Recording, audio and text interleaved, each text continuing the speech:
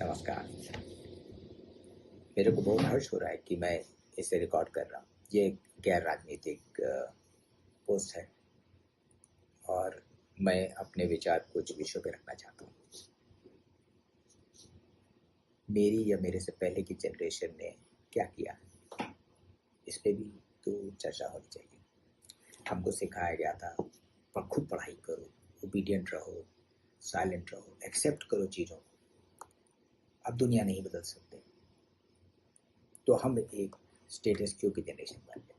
हमने सब चीज़ें एक्सेप्ट की, ट्राई किया कि नौकरी ढूंढें, परिवार को सुरक्षित रखें, शांतिपूर्ण रहें। हमने किया क्या? हमने एक ऐसा संसार बना दिया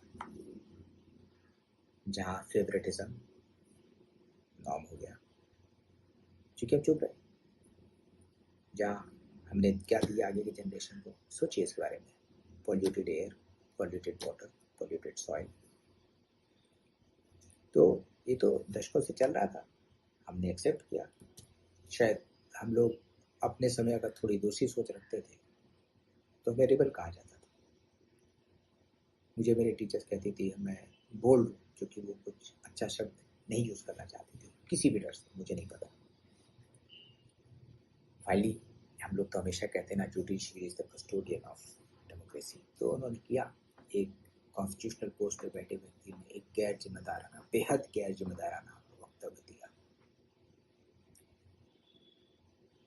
उसके बारे में जिनको चर्चा करनी है उन्हें करनी चाहिए। दूसरी बात, उस चीज़ ने जो है इग्नाइट कर दिया, एक चिंगारी लगा दी, और जो दशकों से चीज़ें बिल्डअप हो रही थी वो विस्फोट हो गई। तो आप ये समझिए ये हुआ कैसे। दूसरी बात, अभद्र भाषा की किसी भी, मुझे लगता है, कल्चर में इसका कोई स्थान नहीं है। लेकिन ऐसा कौन सा छात्र होगा जिसने स्कूल कॉलेज में गाली का प्रयोग न किया? सोचिएगा इसके बारे में। हम लोग को सच्चाई और तथ्यों को साथ में लेकर सोचना चाहिए। और ये गालियाँ सीखी कहाँ से? मेरी किताबों में तो नहीं पढ़ाई जाती, किसी सिलेबस का भाग्य भी नहीं। हम लोग ने फिल्मों से सीखी।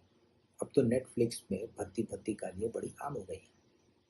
जब ब्रॉडकास्टर्स ने इनको नहीं रोका, जब सरकारों ने इनको नहीं रोका, तो हम दोष किसको दें?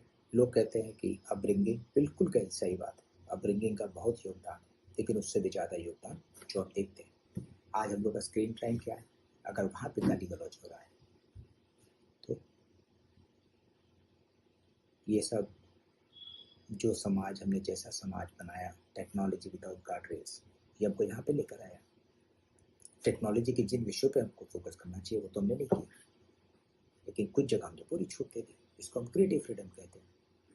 गालियाँ दो सीरियल्स में, माँ बहन की गालियाँ दो, तो आज लोग दे रहे हैं। तो ये हम लोग को चिंतन करना चाहिए। बाकी बात बची जेंजी की। जेंजी है कौन? मुझे तो लगता है कि एक ऐसा डिस्कोर्स चालू कर दिया है जिससे जेंजी बहुत कर्स्ट जनरेशन है। मेरे विचार तो बिल्कुल भिन्न है।